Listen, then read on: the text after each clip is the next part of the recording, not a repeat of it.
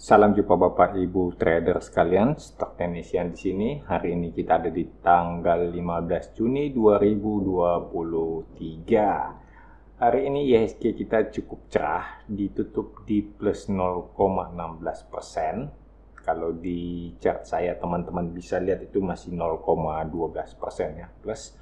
Itu karena ada delay sedikit di saya punya chart, karena memang ini adalah chart untuk analisa. Nah, untuk yang agak panjang ya, bukan yang real time.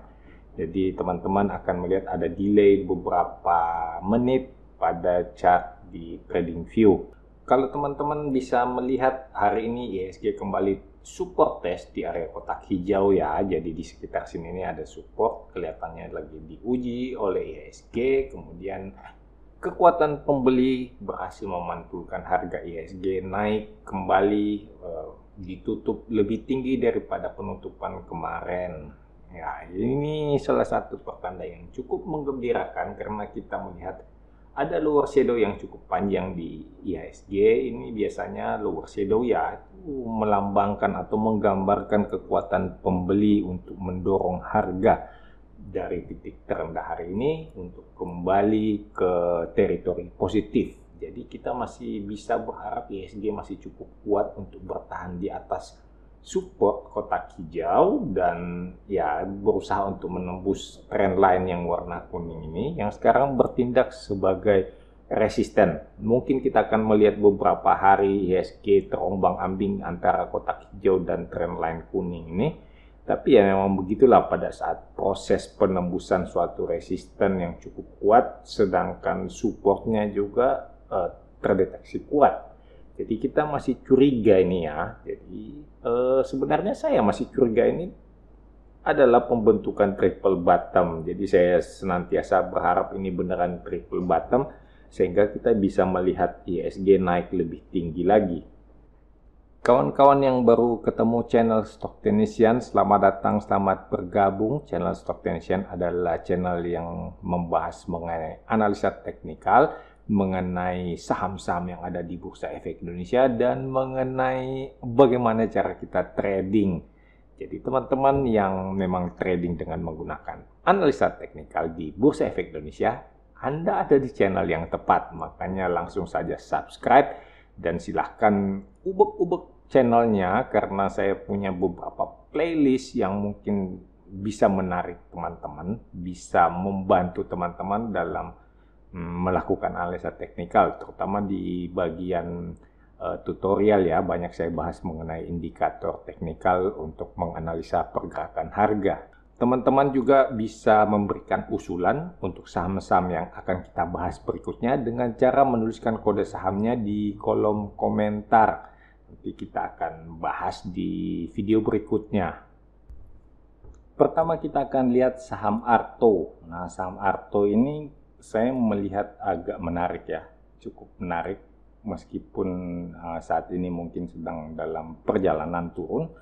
Tapi teman-teman, saya ingin mengajak untuk melihat ada pola reversal yang terjadi di saham Arto, yaitu inverse head and shoulder. Jadi teman-teman bisa lihat di sini, ini left shoulder, di sini adalah head dan di sini adalah right shoulder. Penembusan neckline itu terjadi di sini ya di hari ini, yang candlenya cukup panjang. Kita lihat volumenya juga di atas rata-rata, artinya cukup volumenya untuk memberikan konfirmasi terjadi penembusan resisten, penembusan neckline. Ini menarik sebenarnya, tapi teman-teman harus perhatikan juga ya, menariknya bukan karena kita bisa cuan bagaimana, tapi ini adalah salah satu pola reversal. Target inverse head and shoulder ini sudah tercapai di sekitar sini ya, di sekitar 3000-an itu udah tercapai. Kemudian targetnya tercapai, Arto mengalami retracement, tapi ini kita mesti lihat dengan lebih baik-baik, lebih hati-hati karena penurunan retracementnya terjadi dengan volume yang kecil, tidak terlalu besar, sehingga ini kita katakan mungkin saja reversalnya sudah terjadi dan kita sedang menunggu fase uptrend yang akan berlanjut di saham Arto. Karena kalau inverse head and shoulder ini targetnya itu adalah target minimal ya, sehingga untuk target lanjutannya itu masih bisa kita ikuti karena ini adalah pola reversal, artinya pembalikan dari downtrend menjadi uptrend. Tentu saja kita mengharapkan uptrendnya ini masih terus berlanjut dengan melihat pergerakan Arto. Saat ini mungkin ada support kecil ya di sekitar harga saat ini di sekitar 2.800-an. Kalau teman-teman lihat di sini ada sedikit puncak di sini ya, puncak di sini ada low, di sini juga ada low. Mungkin ini adalah salah satu support, tapi saya lebih berharap pada neckline ini sebagai support yang lebih kuat. Jadi saya masih menunggu terjadinya support test di Bang Arto di sekitar 2.500. Jadi ini akan menarik kalau Arto turun dan support di area kotak kuning ini cukup kuat untuk menahan pergerakan Arto, sehingga kita masih bisa berharap bahwa memang reversal sudah terjadi di Arto dan kita bisa ikutan dalam menunggangi uptrend yang sedang terjadi.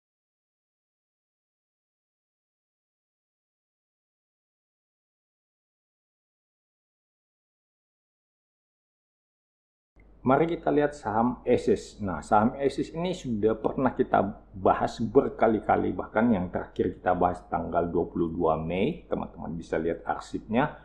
Dan saat ini harga ASUS ini adalah area resisten, jadi target pada tanggal 22 Mei sudah tercapai dengan candle hari ini ya. Bahkan beberapa candle yang lalu, seminggu yang lalu ini sudah tercapai.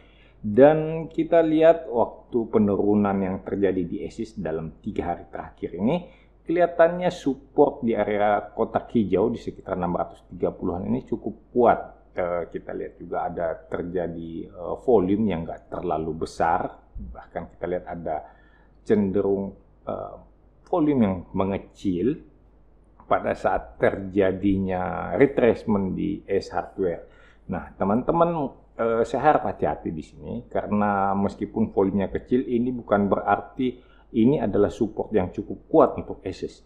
Mungkin ASUS akan bergerak trendless cukup lama di area ini, di antara kotak kuning dan kotak hijau, artinya di sekitar 715 itu merupakan area puncak buat ASUS, sedangkan support di sekitar kotak hijau 630-an itu bisa diandalkan. Jadi mungkin teman-teman akan tektok di situ aja, beli di sekitar 630, jual di sekitar 710.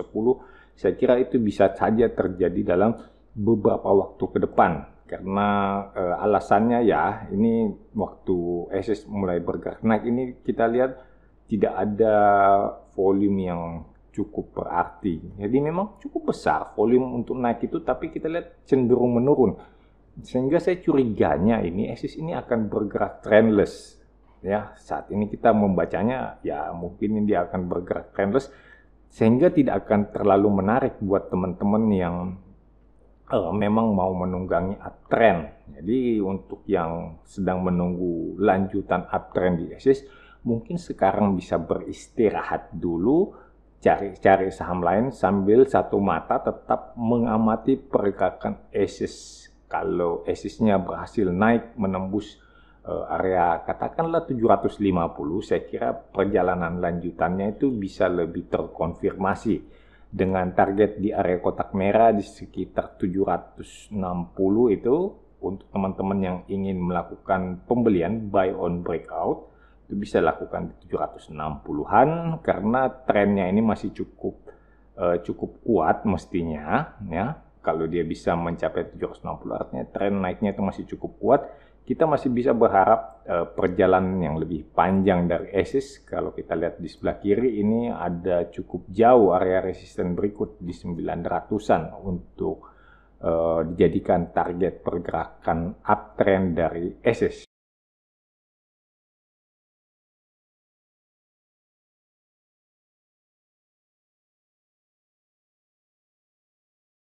Berikutnya kita akan lihat saham SSIA. Nah, SSIA juga ini kita udah bahas sekitar sebulan yang lalu, tepatnya di tanggal 16 Mei 2023. Teman-teman masih bisa melihat arsipnya juga. Jadi harga SSIA sekarang ini udah mencapai target dari tanggal 16 Mei tersebut.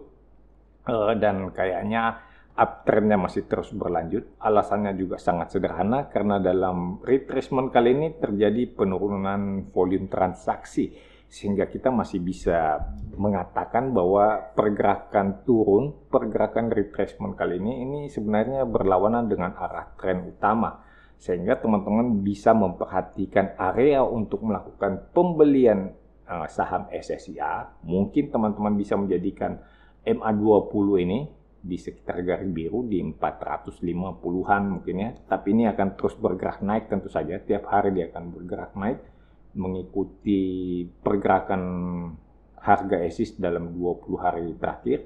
Atau teman-teman mungkin bisa lebih ekstrim lagi menunggu di sekitar area kotak hijau sebagai support di 430-an.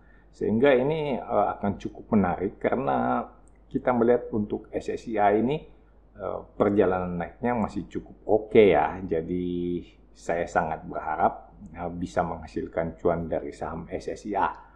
Tapi kalau teman-teman yang mungkin lebih santai, itu bisa tunggu di sekitar area resisten 480-an. Kalau misalnya SSIA ini menembus anggaplah sekitar 500 gitu ya, SSIA sampai di 500, itu teman-teman bisa ikut. Itu biasanya merupakan resisten psikologi karena di situ ada pergantian fraksi dari fraksi 2 menjadi fraksi 5, sehingga tiap kali naik satu tik itu langsung naiknya 1%. Tentu saja ini sangat menarik untuk saham SSIA ya. Untuk hari ini kita sampai di sini. Kita ketemu lagi besok. Semoga semuanya bisa berjalan sesuai dengan analisa kita. IHSG-nya kembali hijau, lebih cerah, bahkan bisa menembus resisten sehingga lebih banyak saham yang naik. Oh ya, lebih banyak saham yang naik bukan berarti akan mendorong IHSG atau langsung berkorelasi dengan IHSG yang bergerak naik. Tidak, karena ada pembobotan.